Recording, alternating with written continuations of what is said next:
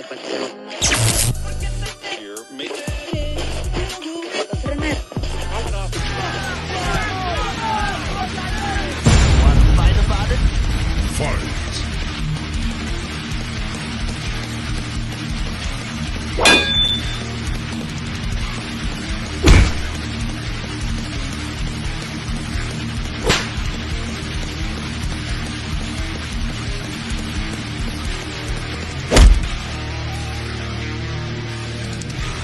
to fight about it? All right, what is up, fam? We are back for another episode of the Want to Fight About It podcast here on the Fantasy Sports Corporation. I'm your host, as always, Stephen Rochelle, and I got a fun one lined up for you. This, guys, we're going to be talking to recently signed PFL fighter Ko Wu. Some people might know him. He trains with Meta CEO Mark Zuckerberg, so he'll be on in the second hour. And kicking things off with me, no stranger to my shows is Mr. Dylan Weinmiller. Dylan's fresh off of another big knockout for BKFC. Should be a fun one. Let's get into introducing our first guest and having a little fun with him this evening, folks. Fighting out of the red corner.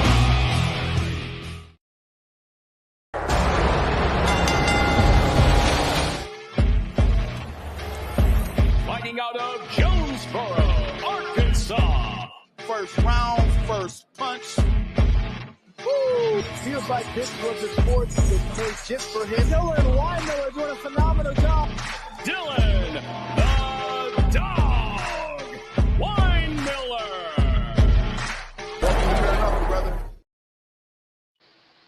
All right, and the dog is here, Mr. Dylan Weinmiller. Dylan, how are we feeling this evening, my friend? Another big knockout add to that reel that we're gonna have to redo next time you get on. Yeah, I'm feeling good, man. I'm feeling good. I mean, I can't be happier, right? I mean, last two times out there, I don't even think you spent 2 minutes in there. No, man, last one was a little tougher, but we got it done. Hey, listen, that's a beautiful thing when you get it done quickly because, you don't really get any injuries. You don't really get banged up. And then you can obviously look forward to getting back in there. Yep. I got a small little suspension for a few stitches, but other than that, I'm looking to get back in there by September.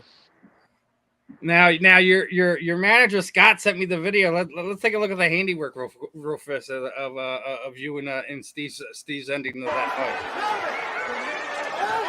Up, down. Sam Burgos says that's wow. And a huge win for.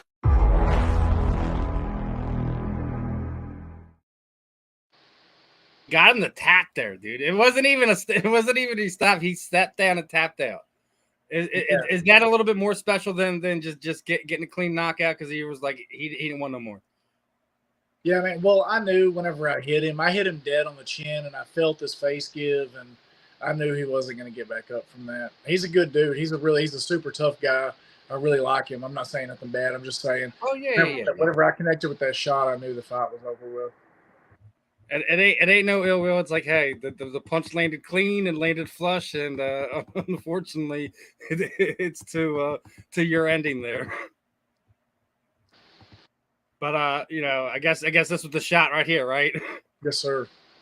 Clicking it right there, fresh and clean. You could, picture perfect, I guess. There's nothing more you got to ask for that performance. I mean, obviously, as a professional, you always want to try to find something. You got to work on moving forward. But I guess that puts an exclamation point on that last event. Correct? Yeah. He was a good feather in my cap, man. He's a veteran. He's a really good fighter. So I mean, I was happy to get the win. There's things that I would change if I could about the performance, but that's just what it is. It gives me something to work on for my next fight. Yeah, that's between you and your coaches to sit there and dissect you, right? Yep. Now, obviously, big win and another one coming up. You said, you got a small suspension, so obviously, you'll probably enjoy the next few weeks, maybe month. But Is there anyone you have in mind for this next one? Like, I mean, I'm not trying to tell you to, make this crazy call out, but like, do you have an idea of who you would like to see next? Is there something that BKFC might have in mind? Is there a dream fight that you would like to put together since you cleaned the clocks out of the last two? No, man. I just want whoever they put in front of me. I'm just here to fight, man. I'm not here to make any decisions or anything. I'll fight whoever they put in front of me. Me and Jonathan Miller have discussed it, not in a bad way. We've expressed interest in fighting each other both. I mean, I want to fight him. He wants to fight me. So maybe that'll happen this fall. Hey, that like I said, it doesn't have to be, that doesn't have to be crazy. Like I think this dude's trash, and I want to get him out of the division. But sometimes there's those mutual respects. Like, hey, we're both on kind of connecting courses. Let's make this thing happen and put a good fight together. That's where me and him are, man. Both 2 wins in a row, 2 knockouts in a row. We both like to scrap. Figured it'd be a good fight. It'd be a fun fight for everybody. Now, I don't know if you've seen this, but did you happen to catch a PFL a few weeks ago and John and Francis Ngannou got to talking against ringside, cage side, however you want to call it? Isn't that kind of at this point is like the biggest tease ever? We know that fight's not going to happen. There's got to be no co-promoted fight. The only way that fight happens moving forward is if John actually walks away from the UFC. Yeah. So I mean, that's one of those things I don't know. You can tell a lot by looking at him. You can tell that John's not intimidated. Francis isn't intimidated. It would be a good fight, but like you said, we're never going to see it. I think at this point in time, like, granted, the UFC is kind of the mecca when it comes to big promotion mixed martial arts, but they've also became the mecca of missing the super fights. Yeah. Couldn't get Randy and Fedor, couldn't get Brock and Fedor, couldn't get Anderson Silva and George St. Pierre for all them. Like literally every super fight that fans have talked about, it's never happened. No, by the time we got GSP at 185, it was just him and Bisping, and that wasn't even the fight anyone wanted either. No, everybody knew how that was going to go. It's like, all right, we wanted Anderson. Why are you doing this to us? It's sad. And speaking of doing things to us, have you been seeing what's been going on in Camp McGregor lately? He's in a whole lot of craziness, right? No, I stopped keeping up with the Ultimate Fighter a long time ago, but I did while I was out on this trip for this fight. I did catch a couple episodes on TV, and I feel sorry for the guys that they put him in charge of, man. But here's the thing: like, did anyone pay attention the first time he was coaching? He's literally doing the same thing. He wasn't involved in coaching. He didn't do like whoever is put on his team. I feel bad for you. I do. Exactly. He's not a coach. He is not a pseudo coach. He's not even a pom-pom girl. No, he's not a team player in any way. And there's not, and that's not necessarily nothing wrong with that. Like, some guys are great at coaches, being great teammates, et cetera, et cetera. He's one of these guys. I think he's always been like that, kind of like the superstar. Like he's just, you could sit there and say that, he came up with this. I don't sit there and honestly believe that he's one of these guys that, when the game's over, he's not going to be involved in it. No. And then the other thing is, what was him missing at the deadline for not getting the test sample in order to compete in 2023. We're already starting to see, Michael Chandler's getting really irritated and adamant about thing. I guess when, he missed the date on the deadline, they show up at Mike's house and he was not happy at all. I can't blame him, but I seen this coming a mile away, dude. Yeah, I did too. I knew that he would fuck around somehow and not he'd end up trying to dodge this fight one way or another. I don't think he's dodging the fight. I just don't think he wants to fight in the UFC under them rules anymore. I don't meaning think those rules, meaning the testing rules. Yeah, exactly. I mean, I don't think he's ever going to pass the drug test again. After he broke his leg and he got all yoked up and stuff, I knew this was going to happen. I mean, it's one of these things, like, it's like we understand, like, when it comes to healing and being able to train again when you have one of those type of injuries, it's kind of one of those things that is used. Let's be honest. Yeah. But on the other side of it, he's also, I think, abused the fact that he wasn't in the testing pool. Oh, yeah. I mean, you could look at him and tell between, you know, I mean, he got 3 times as thick as he was. His face changed. I mean, yeah, that, and it was like one of those things. Like I knew he was going to try to bulk up for you know, the movie that he's involved in, the remake of Roadhouse and whatnot. But it's one of these things where it's like at the same time, like you're a mixed martial arts first, or you know, combat sports guy, however you want to word it, because we don't even know if he's a mixed martial arts anymore. You know, it's one of these things. Do you feel like he is ever going to have a fight in the UFC again, or we're never going to see him in that cage? Man, I don't know. I don't even know the terms of what's going on with this contract, honestly. He'll probably have to sit out I mean, regardless. he does whatever the fuck he wants. You know what I mean? If he doesn't want to fight again, he won't fight again. So I'd love to see him in bare knuckle. I think that was the other thing, because you know, what was it? You know, Mike Perry had him in there in the ring after Colorado and all that stuff. You know, you've seen him and Belcher talking and things of that nature. So it's like I think it wouldn't be surprised if he does make the jump to a place like bare knuckle or you know BKFC in particular, just because it's one of those things where I think he's better suited in one of those striking situations. I think, you know, MMA has kind of, had its toll on him. I think when you look at it game plan wise, a lot of people know how to get in on him and make things difficult with him. Then, you know, you have the broken leg, and then, you know, everything that's done. Like he hasn't won a fight since Donald Cerrone. Well, he's proven a lot of times that, like, his style just takes a lot of fucking energy, man. So, like, he do good getting away from those 5-minute rounds. You know what I mean? Like, I think that's one of his biggest things is, like, it's not that he's not in shape. It's just you can only train so much as far as your output goes. You know what I mean? Like, whenever you have that type of output and that type of focus and constant movement and stuff, fighting 5-minute rounds is difficult. So, I mean, I think that's a lot of it is the time and rounds, you know. What's up, man? Little man saying hi, right? Yeah, he snuck in the room. Well, I heard him about a minute ago. I know how it goes, man. Oh, yeah. Little ones are life, right? Yep, that's my guy, man. We went to the water park earlier. He's all burnt. Oh, yeah. We did that. I didn't do water park, but there was a football seminar like in Lancaster.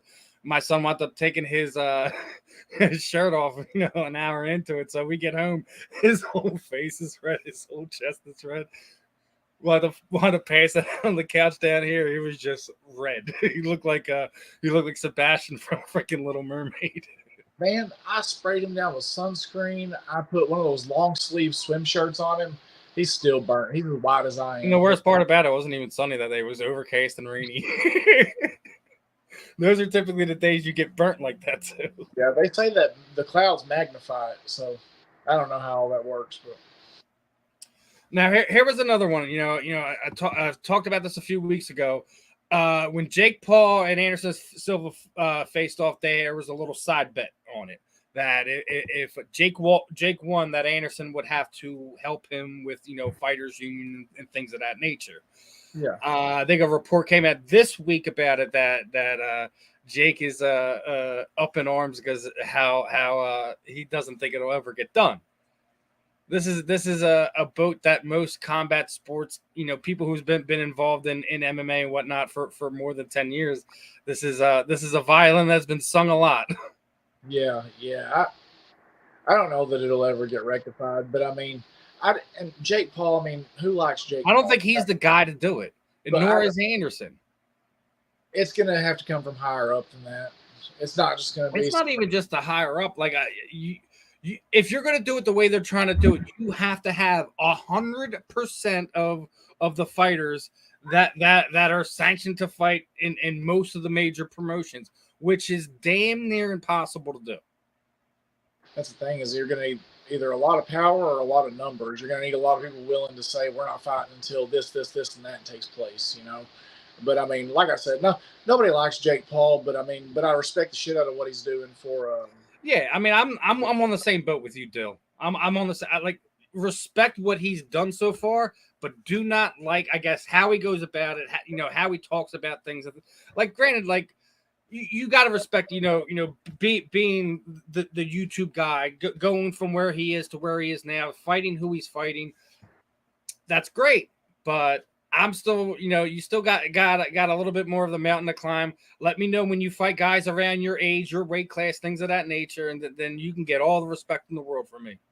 I mean, you saw that went with him and Tommy Fury, but I mean, I do respect him. I mean, he's not terrible. You know what I mean? But he's not fighting anybody either. Nobody does in boxing, nobody fights anybody for their first 10, 25. So, I mean, you can't say a lot about that. You think Nate's going to put it on him this next fight, man? No. Think he's going to beat Nate? Oh, yeah. I think he'll beat – no, I don't think he'll beat Nate. Like I said, they just changed it to, I think, like 8 or 10 rounds. Yeah, I think they changed it to 10 rounds. And if that's the case, I could see Nate overwhelming him with volume, I don't even think Nate's going to turn up the pace until the third. He's going to let Jake have basically the majority of the first 2 rounds. Go ahead, gauge yourself, bro. I mean, we just know that Nate has an ungodly chin. I think that Jake will blow his wad trying to get Nate out of there because he's so there to get hit. You get it. People that are there to get hit, you get addicted to hitting them, and then you don't have any lungs left, So, I mean, I think I could see him getting wore on and getting beat by Nate.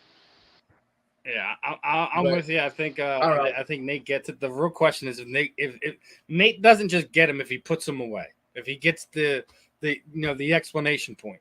I think that's the real what if. Like, as soon as they made it 10 rounds, I already said it. Everyone should start betting Nate now. It's over. I wish that Nate would do more body shots like his brother does. That would pay dividends in a boxing match. Man, because that is Nick's MO to the T. He loves digging in dudes' bodies. He'll wear on you and then get it where you're not getting any breath back. It's perfect. If Nate did that, I could see him finishing Jake Paul. But I don't see him just beating him with head trauma, because, he's just not a power striker. And the other thing is, Nate's got a gnarly amount of scar tissue on his face. Yeah, we'll hope it doesn't get cut. I hate to see fights get stopped by a cut. But that would probably be the worst case scenario for most combat sports fans. Yeah, without a doubt. That's just me. Now, here's a funny one. Like, we're talking about celebrities and things like that over the last few weeks. I found some odd one. Did you know that Barry Bonds has just received his blue belt in jiu-jitsu? No, I didn't. I saw that Tom Hardy got his purple belt the other day. Yeah, I saw that one too. I mean, I think it's like we're in this weird stage where, like, I guess it's the entertainment thing, and you're seeing a lot of guys. I think more people have gotten involved over the past 10 years who were athletes, but not really combat sports athletes. Love that Tom Hardy's been in there. Love that he's competed at the top level too. He's been in, the big IBBJJ tournaments and things of that nature. So it's real fun to kind of watch these guys. Now, I guess the other side of that coin over the last few weeks has been the whole Elon Musk and Mark Zuckerberg thing. Dana White has kind of, put it out there saying, hey, Elon was throwing around Octagon a whole lot. He's like, hey, this will be the biggest fight ever. No, Dana, no. It is not the biggest fight. It will be the most hyped fight ever. The biggest fight would include 2 top-level mixed martial artists facing off. A la what we were talking about earlier. We were talking about Jones and Francis Ngannou. That would be the biggest fight ever. This would be the most hyped fight ever.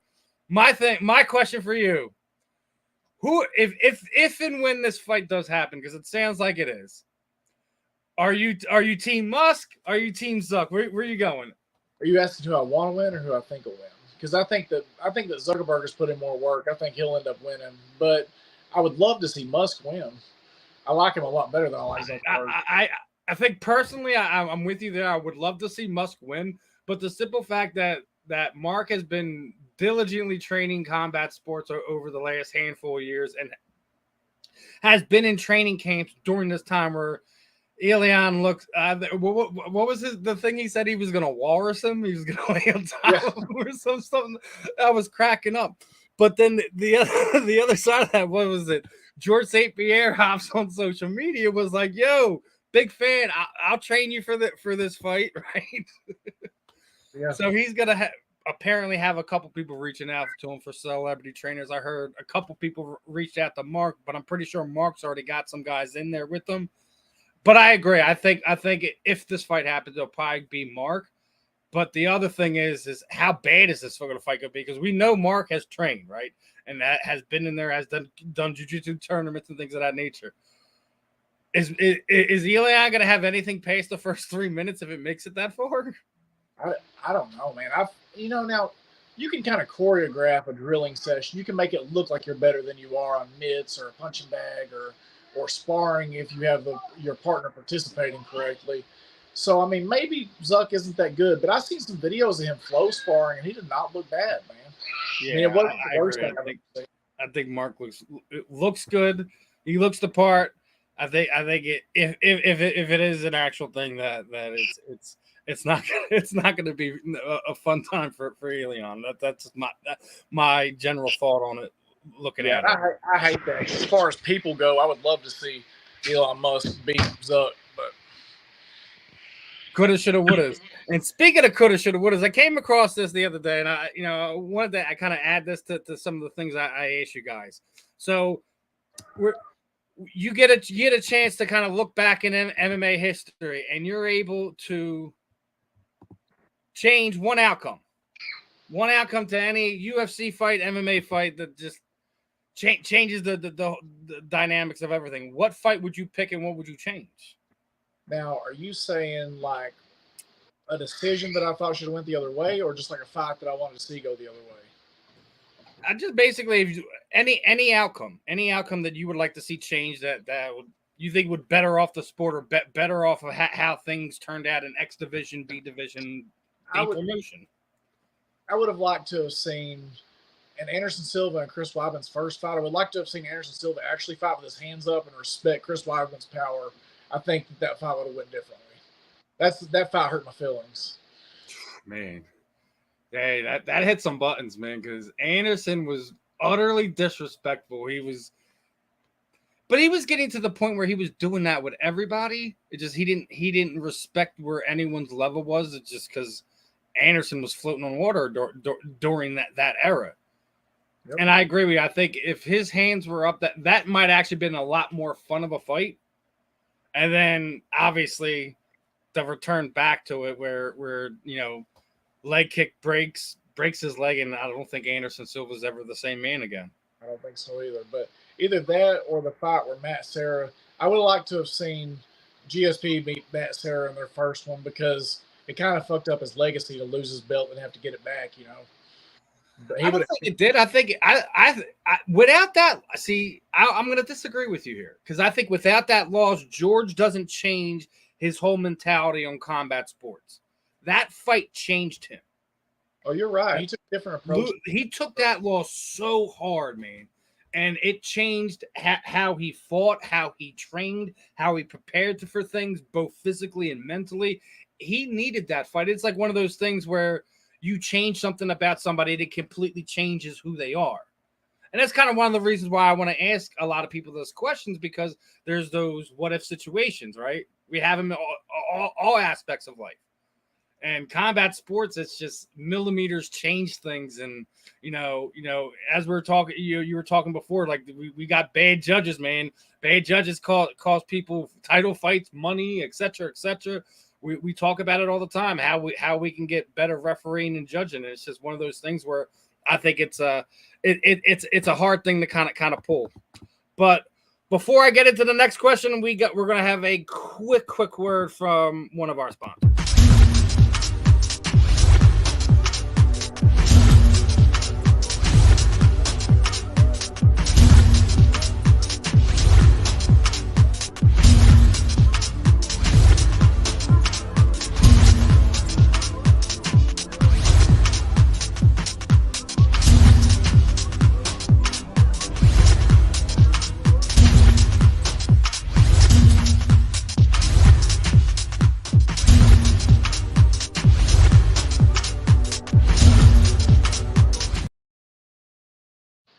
folks. Anyone checking out Pro-Am belts, make sure you use that discount code. Few last ones before we get to kind of wrap things up and let your monsters run free with you. I don't know if you heard about this. Unfortunately, another jiu-jitsu legend, combat sports legend, Rickson Gracie reveals that he's basically had Parkinson's for the better part of the last 2 years. So, one of these things, brain injuries, brain sickness, however you want to go about what Parkinson's is, basically going to steal an utter legend from the combat sports world at some point in time in the next few years. Yeah, I hate to see stuff like that, man. It's rough, man. There's nothing. He says it's a blessing. I mean, I'm sure there's aspects like, yeah, I forgot all the stupid stuff I did when I was kids. It's great. For your mind, right? Yeah. You got to love guys like that who, instead of woe is me and this, that, and the third, he's finding the silver lining and everything. Yeah, I mean, it'd be hard to find one in Parkinson's, I think. But, I mean, my hat's off to him, though. I mean, I love people that can stay positive. I'm a pessimistic dude. I'm not a positive guy. But definitely would be positive about that one. It's one of those things that it's hard to wrap around, but then you see his response to it. It's like, oh, okay, so maybe I should rethink it. He's at peace with it. Can't really tell how some people deal with situations like that. When you find out about that, you can go one way or you can go another, and he's obviously taking that high road, that positive road. Yeah, I mean, I'm happy for him. It's all about your headspace, man, really. But I wouldn't be in a good place with it, but I'm glad somebody is. Now, last one, man. I don't know if you've seen this one. We got Montreal Griffin's gonna be fighting wrestling legend, MMA legend Mark Coleman in a celebrity boxing match. Are we getting too far out of it with these crazy fights and things like that, or has it become too much of an entertainment of a show when it comes to some of this stuff? It's like, at what point does someone say, "Hey, we don't need this"? Like, you're seeing multiple different slapbox leagues pop up outside of Dana White's one. It's we're kind of in a weird stage with combat sports right now. Yeah, I don't understand people after a certain age. I mean, I don't think Mark Coleman should ever compete in boxing, period. I mean, definitely was never a strong suit, but especially, what is he, like 60 years old? I think he's like 52, something like that. Oh, well, I think I got a picture in here of him recently, I think. Or is it an older one?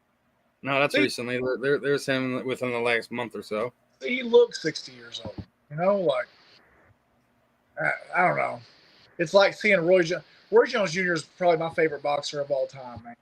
The way he can throw hooks and stuff. And I mean, like, probably my favorite boxer of all time to watch.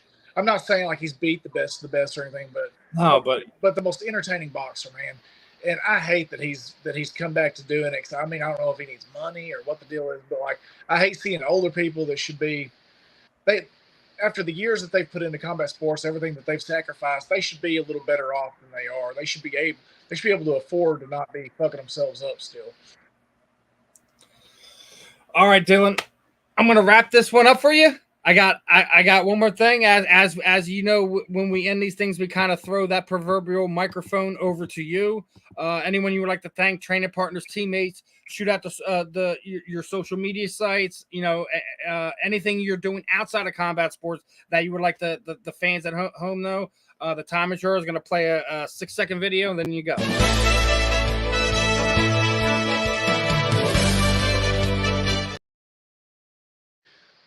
I just want to thank my wife, Haley Weinmiller, for putting up with me doing all this and allowing me to do it. My coach, Burge Franks, not a better coach in the world as far as I'm concerned. All my teammates, all my training partners, and my sponsors for this camp. That's it. All right, Dylan. Always appreciate the time, my friend. Best of skill when you get back in there again. Hopefully we can get a fight announcement here for you in the next month or two. Enjoy the summer, enjoy the time with your kids, and let's do it again in the future, my friend. Absolutely, man. You guys have a good evening. You too, Dylan. Have a good one, my friend.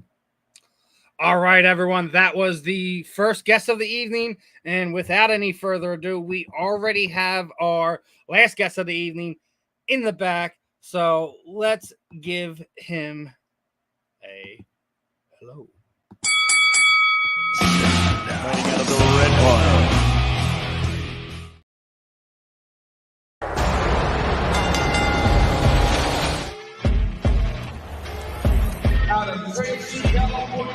Kai is known for his footwork and his striking, You can't fake how good you are. and his submissions are some of the rarest subs you'll ever see. I'm on my own journey. Ladies and gentlemen, please welcome Kai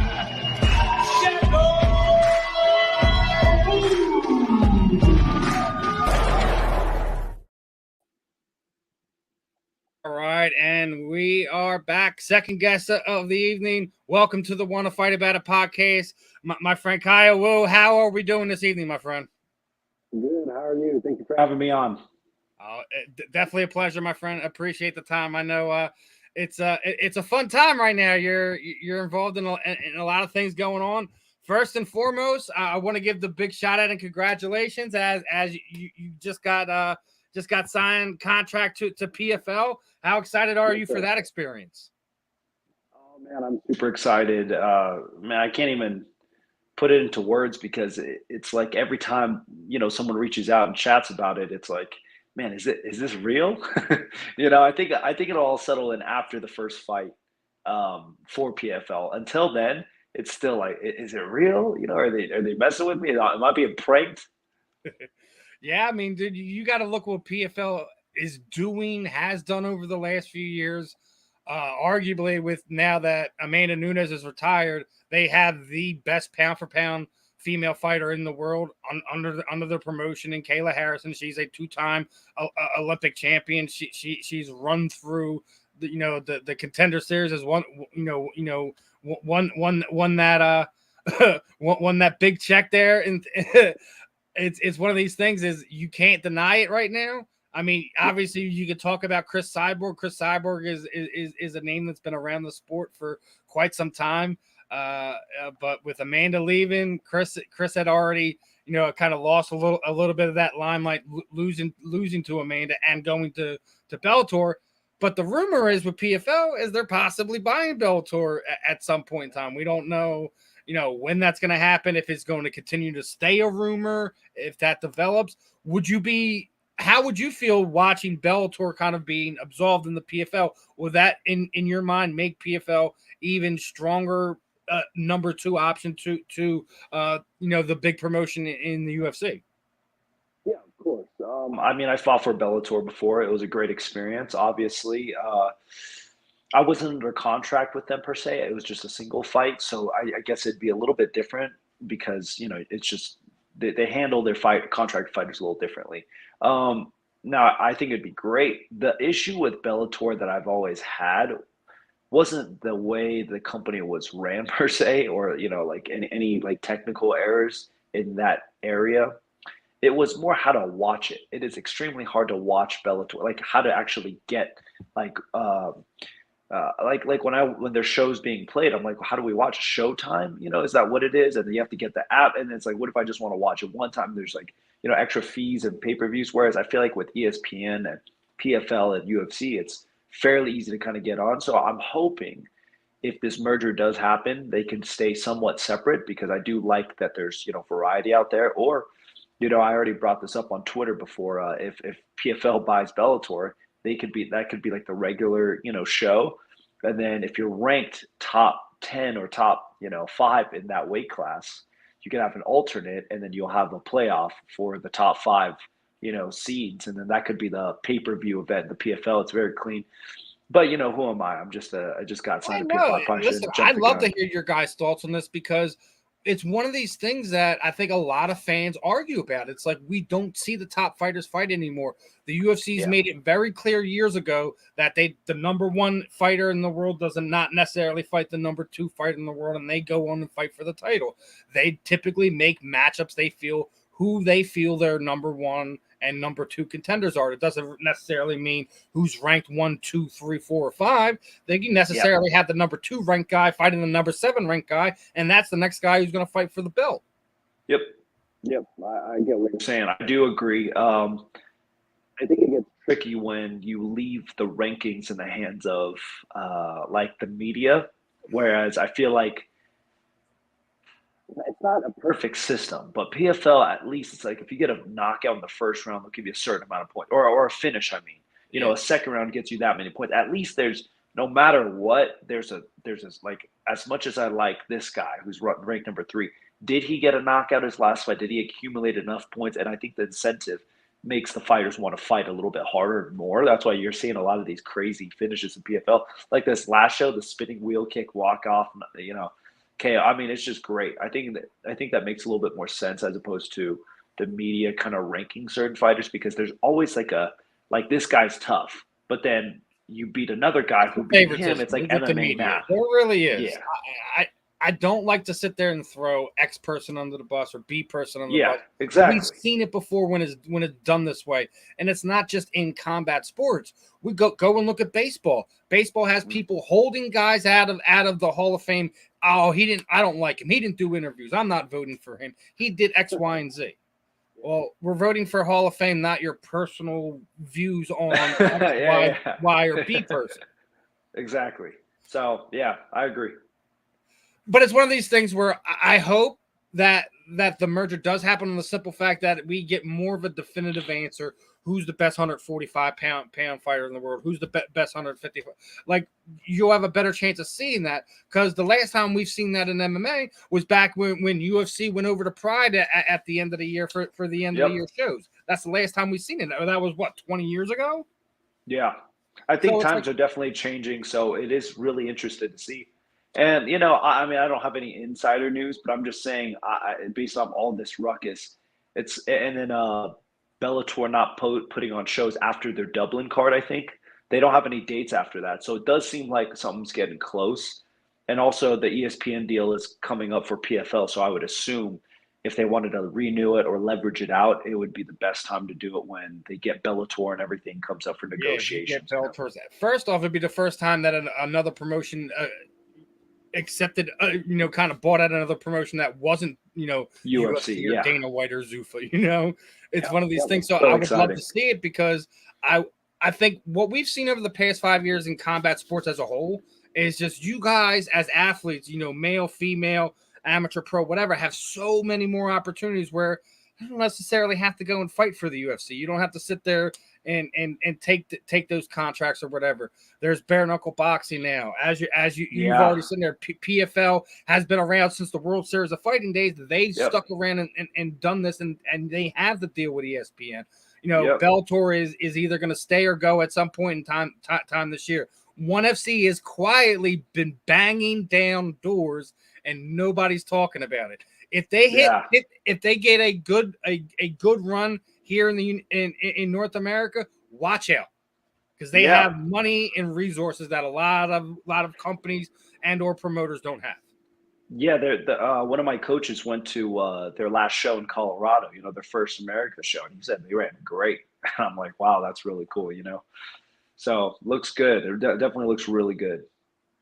I mean, it's one of these things like as much as we, as we grew up as combat sports fans, yes, we love the UFC, but we want to see everyone succeed.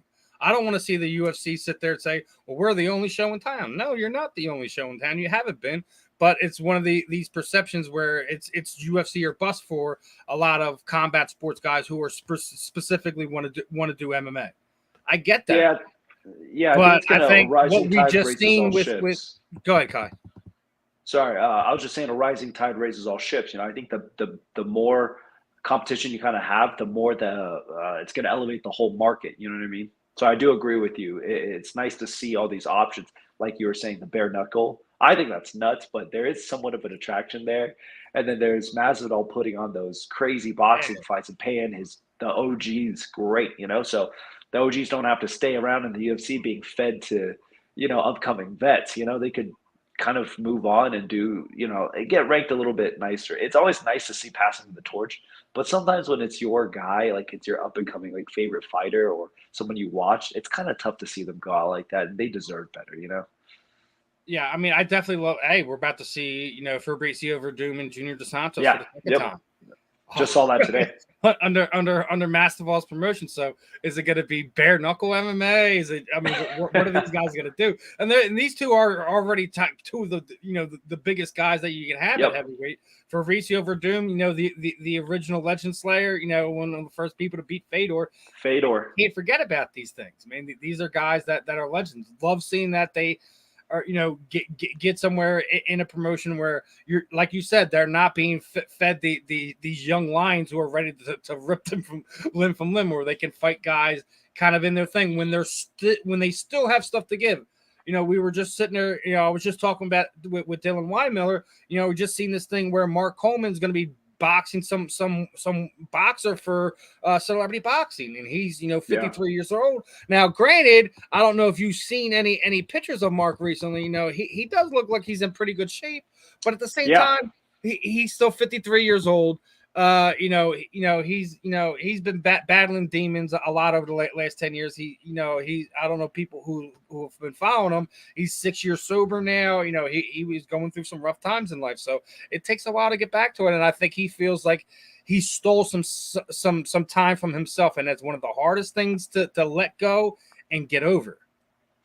Yeah, I don't want to say anything too bad about the Celebrity Box because I actually have the guy contacts me. His brother does the bare knuckle, Feldman. So Damon, absolutely correct. Damon does Celebrity Boxing. Dave does BKFC, correct? Yeah. So I have Damon's number, and he chats with me on occasions. And then he told me about the Coleman thing as soon as it was announced, and I heard his perspective. So it's really interesting to see. Like I think they have Roy Jones versus NDO, that bodybuilder guy tonight on the Metaverse thing. And Damon messaged me about that and was, giving me the whole rundown. Like, this is kind of cool, Celebrity Boxing. It's not, no matter how you do it, I think it's still safer than MMA, to be honest with you, because MMA, you get an older guy, like a Coleman. Imagine you put him up against someone like a little bit younger, and like there's heel hooks, there's imagine like Bo Nickel goes in there, right? Obviously, both have a wrestling. Bo's gonna freaking eat him for lunch. Yeah, it's just. But even the same thing, like as we're talking about Roy now, Roy's been really active over the last 15 years, even since he's not been world champion, not doing HBO or Showtime. He's been really active. He's fought in, Bobby Gunn, the guy who was supposed to be, really kind of launching BKFC, never really got a chance to do that. He's fought in a lot of times under that Celebrity Boxing promotion, but it's not one of these things where it's a bad matchup. Like Roy Jones Jr., even at his age, he's got so much knowledge that he hasn't lost. Like, obviously he's a step or two slower with his footwork, with his punches and things of that nature because he is getting older. But man, he is still an exciting guy to watch. Yeah, I mean, I don't know. He did pretty good against that Pettis fight in his last fight. I watched that, not live, but on TV. And I was like, man, he had glimpses. He had glimpses of his old, God-given gifts and talents, So, yeah, and I do get guys like Coleman who, want to come back out and compete in something. So, I mean, I wish them all the best. Who am I to knock anyone down? Oh, yeah, without a doubt. Listen, if I get a chance to, if I could have Mark on here, I absolutely want to talk to him. I want to know what's going on in his head. Why you want to take that fight? I mean, is it what I think? Is it because you feel like, you left some things out there when you were messing around with substances and you lost those last few chances to compete? I mean, obviously the fire still burns in a lot of these guys, and they need places to kind of get that energy out. Yeah, let's try to make that happen. I'll put you in contact with Damon, and let's see if we can get Coleman. I got Damon's number, but absolutely, dude. If you can get him in touch with me and tell him, hey, we'll get Damon on too. Do a fun little pre-show. I had their comedian guy Dalton on here before. Cool. The last time he was on there. He was a blast. Like we listen, I interview everybody, man. It doesn't matter if you're pro, amateur, you're an old timer, a new timer, whatever. I had Mila Hill on here earlier this month. She's Grant Hill's daughter. She just 3-0 in amateur MMA. Going to be interesting to see if she's one of these Wow. one of these girls who kind of makes of a name for herself over the next few years or so. Yeah, the future, right? Yeah.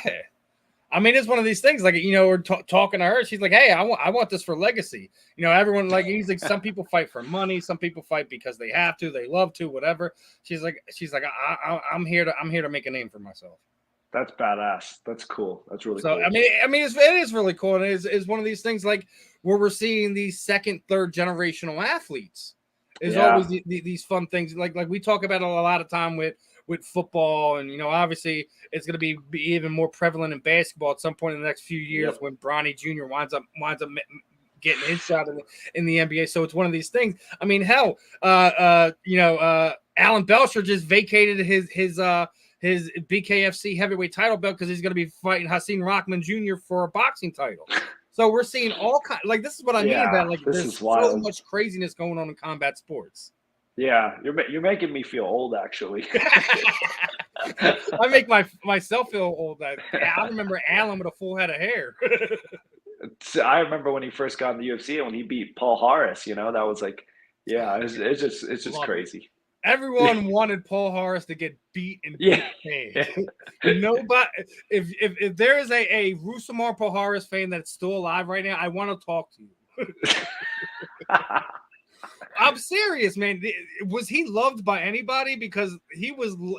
I mean, name someone dirtier in combat sports. Man, that's tough.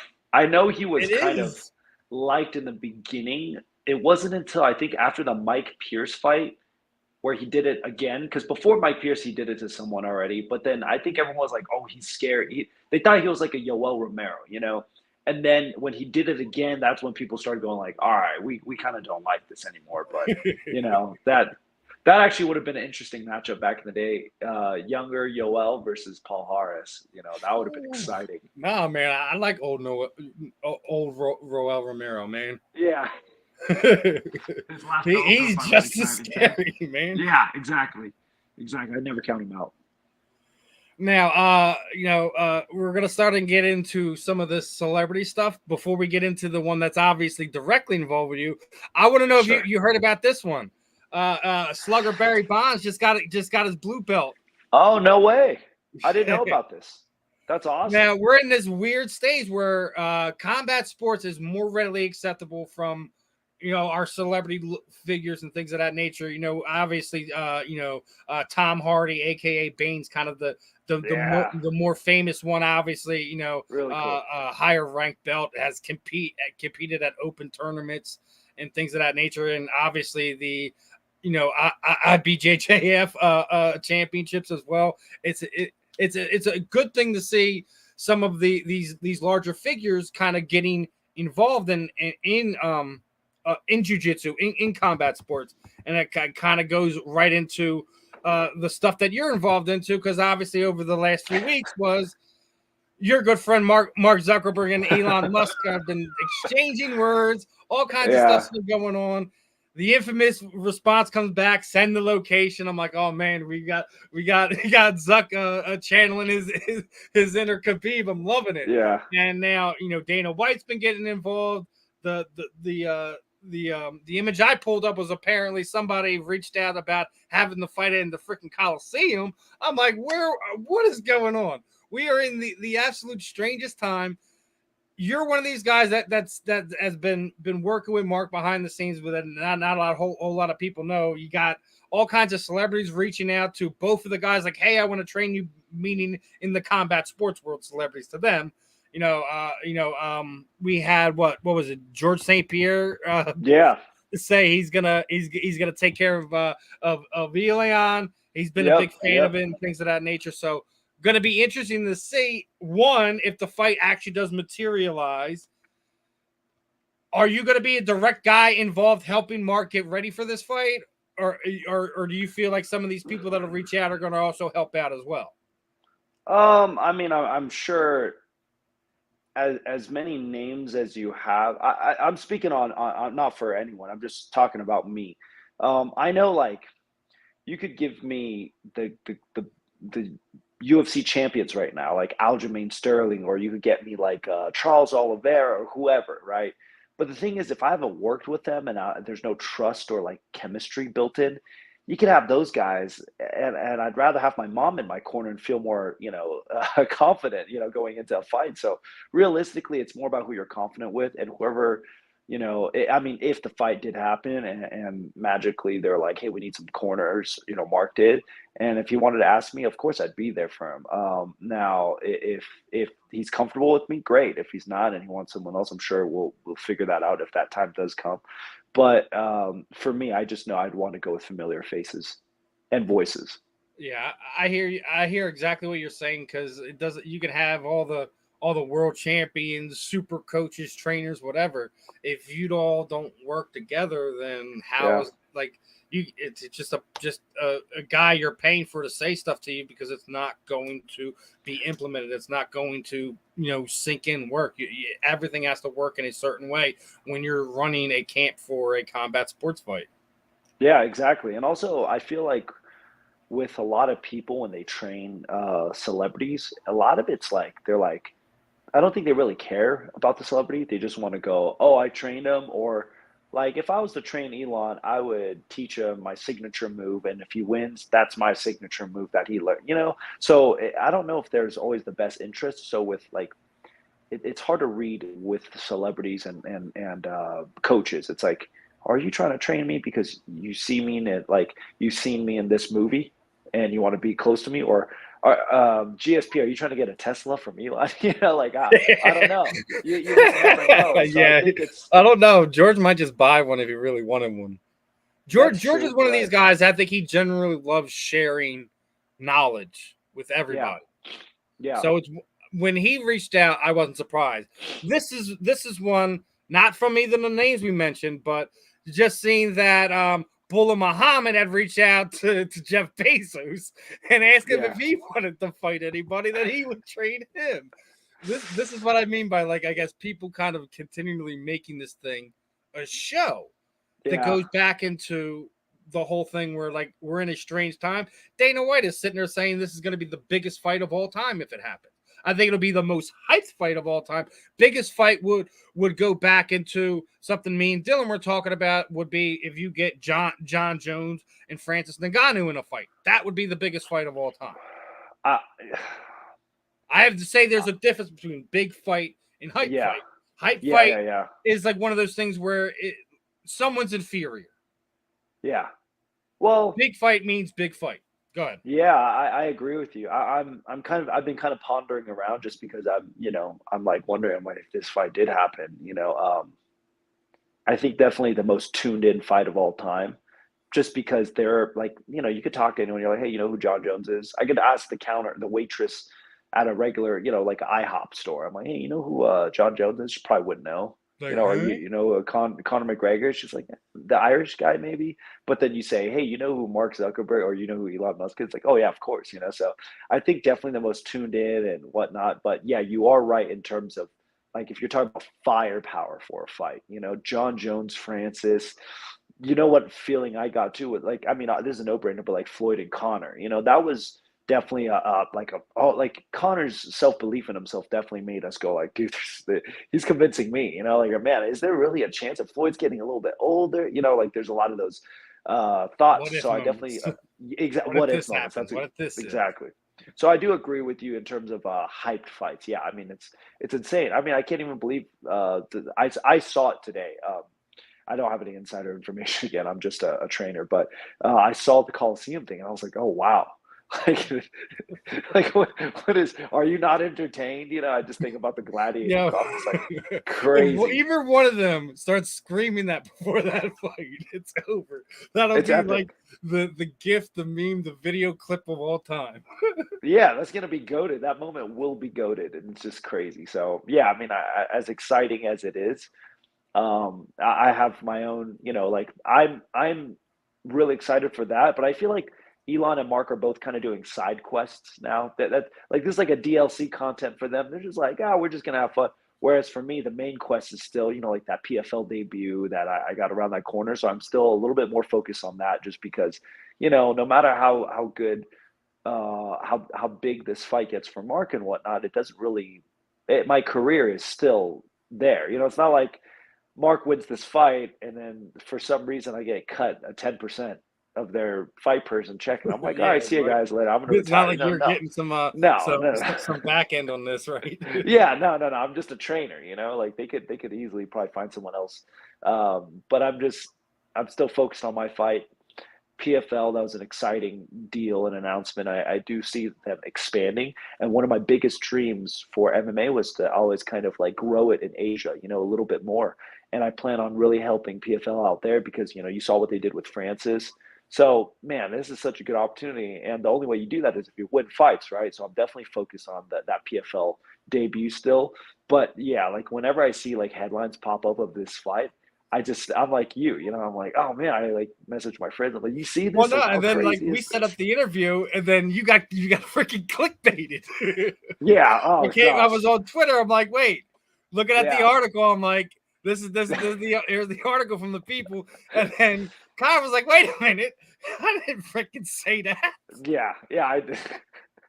Did you get a chance to read the article? That was like the furthest thing from what I said. It was just ridiculous, This was like one of these things that's like somebody took the cliff notes of this interview and they're going to turn around and say some completely different thing. Yeah.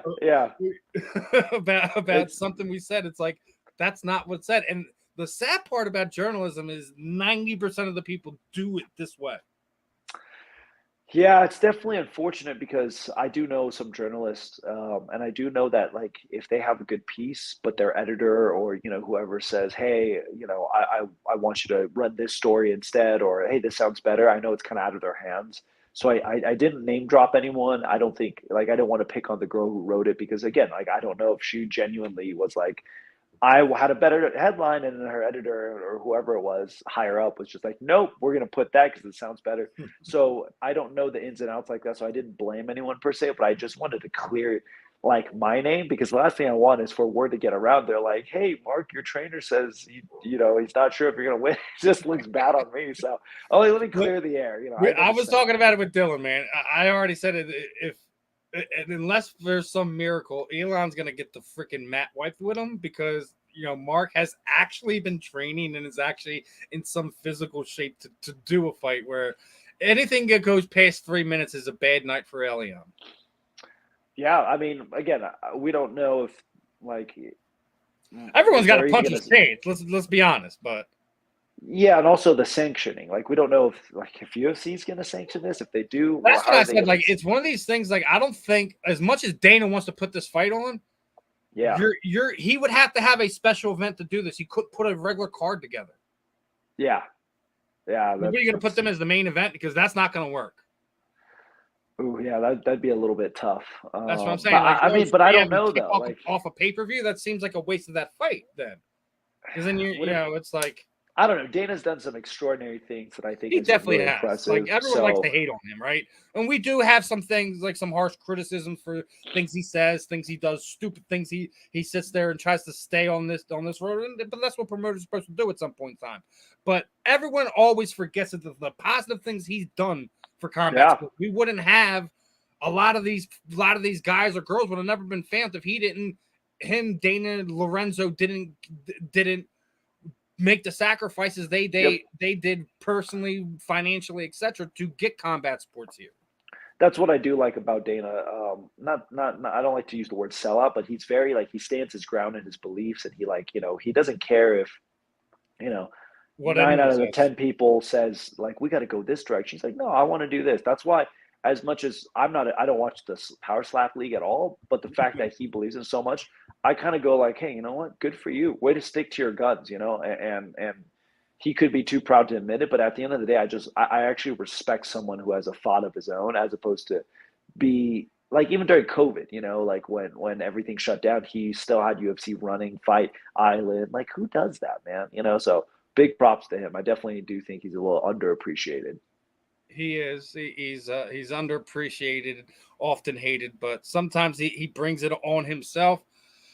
Other than that, though, Kai, I know we're getting close to the 30-minute marker here. We have our fantasy sports guys hopping on, talking some football after we get done here in a minute or two. as we wrap up every interview, what I like to do is throw the proverbial microphone over you. Anyone would like to thank, trainer partners, teammates, shoot at the social media sites, any sponsors you have, anything you're doing outside of the combat sports world, and you want to let the people know, the time is yours. Going to play a quick little video, and it's all yours, my friend. Thank you.